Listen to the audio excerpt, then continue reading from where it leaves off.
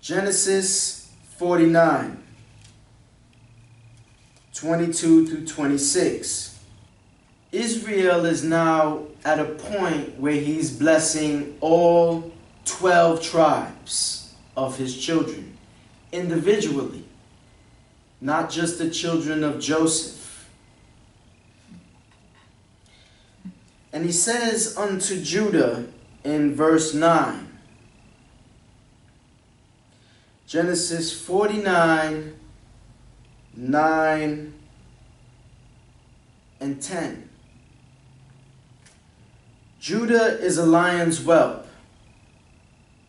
from the prey, my son. Thou art gone up. He stooped down.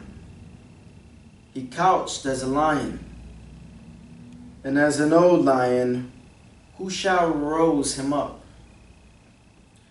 The scepter shall not depart from Judah, nor a lawgiver from between his feet, until Shiloh comes, and unto him shall the gathering of the people be. Now in verse 10, it mentions of a scepter. A scepter is this rod, as also mentioned in Revelations 12:5, which was given to the child that was born of the woman, which was given a rod of iron. A scepter is a rod which also displays an act of leadership, power, and also understanding it's just a stick. It's a branch from a tree, a hard, steady branch. And it's a stick that's like a walking cane for those that were in leadership. And so Jacob is blessing Judah with an act of leadership, giving him the scepter and telling him that it shall not depart from him until Shiloh comes. The word not depart means that it's not going to leave Judah at all. So this is a spiritual blessing, not just a stick that is being passed down through the lineage. It's a spiritual blessing that it's referring that it's his only, and it's not going anywhere from his loins, from his blessing, from his spiritual inheritance.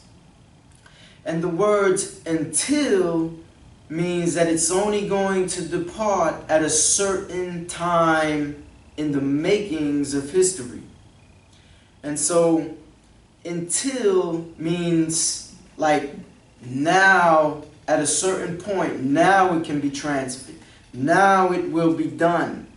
It can wait until then. It can wait until then. So they're waiting for something to happen. And so until that time, it's not going anywhere from his blessings.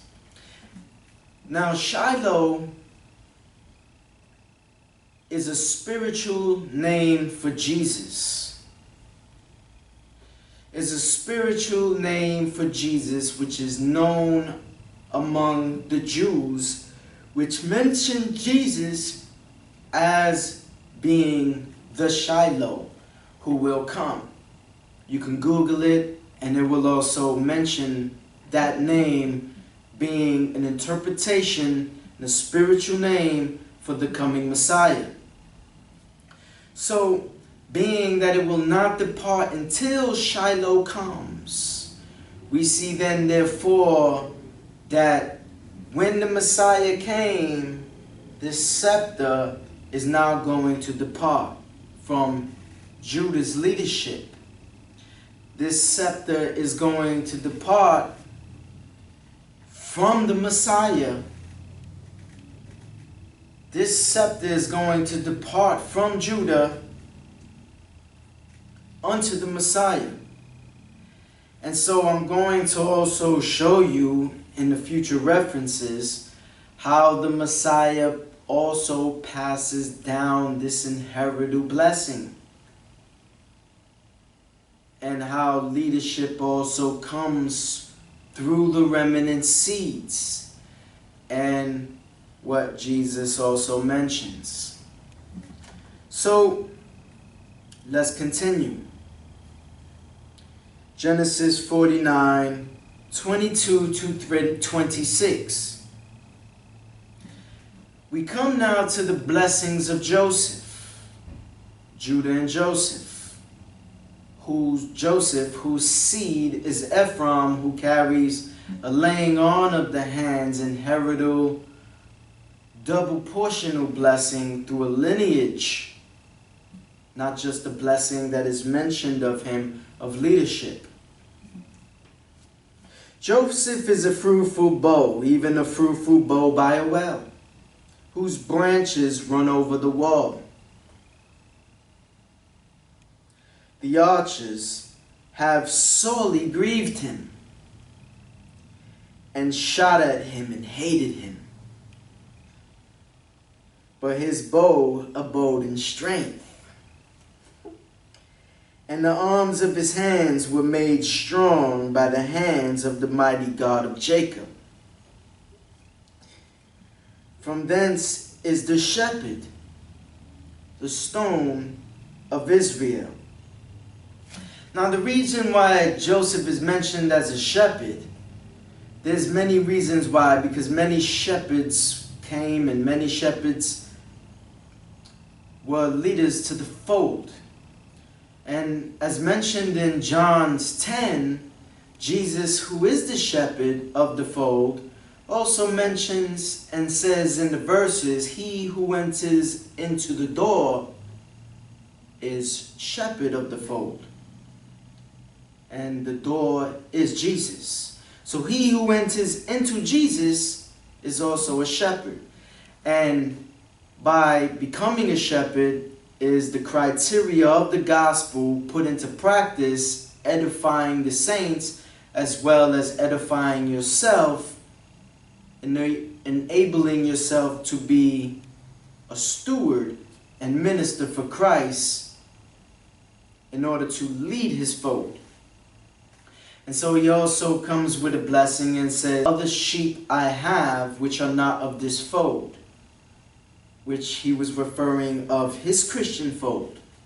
And he said, for there shall also be one shepherd in one fold, them too I must bring home.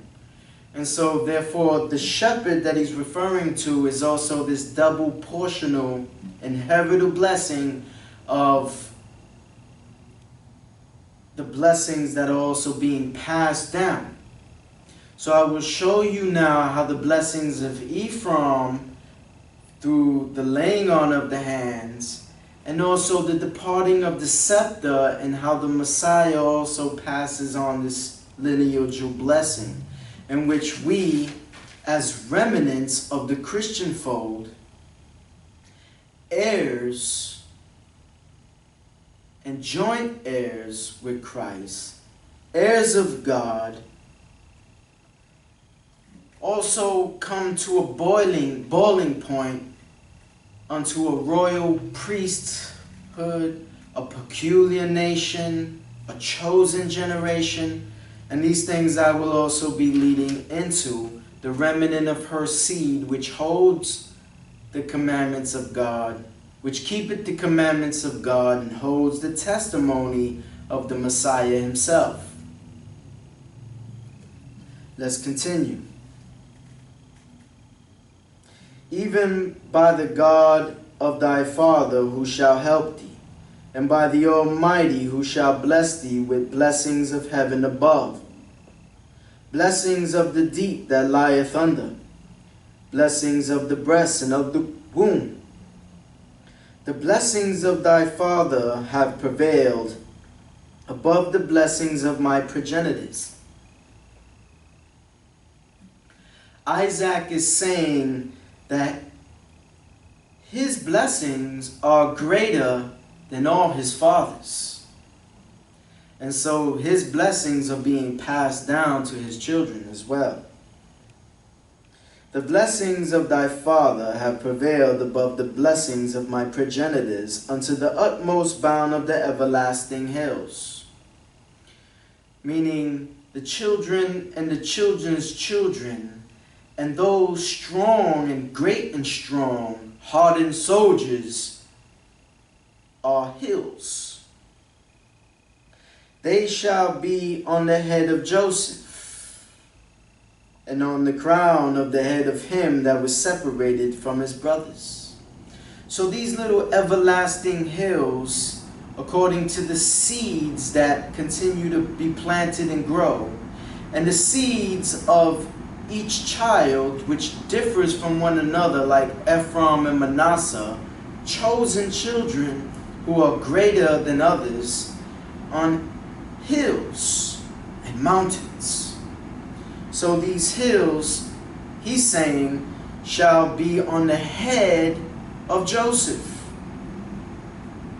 They shall be on the head of Joseph. The blessings shall be a crown on the head of Joseph. And so this blessing is a great blessing that prevails against all the fathers. And he is wearing the crown. And so the crown of Joseph is now passed down in a theological point of view unto Ephraim. Because once Joseph dies, Ephraim continues and is the greater of Manasseh. Okay, so let's continue. Ezekiel 37:15 through 22. The word of the Lord came again unto me, saying, Moreover, thou son of man, take thee one stick and write upon it, for Judah, and for the children of Israel, his companions. Then take another stick, and write upon it, for Joseph, the stick of Ephraim, and for all the house of Israel, his companions. So now we see a side-by-side comparability. We see a stick that was taken for Judah, our Messiah, and we see a stick taken for Joseph, which was mentioned, the stick of Ephraim. Okay? And all the house of Israel. So we have two powerhouses here side by side. And we have two sticks. And join them one to another into one stick, and they shall become one in thy hand. So whether he took two sticks and tied it together, that's a double stick. That's two powers. Okay? Two witnesses. Two prophets, two in one. Jesus says, I and my Father are one. Is it not written in your law that the testimony of two men are greater and true? And yet I am one, and my Father is another. Jesus being the body and flesh, the Father being the Spirit, making Jesus two anointed prophets, two anointed beings, two anointed symbols only appearing in one body, two witnesses at the same time.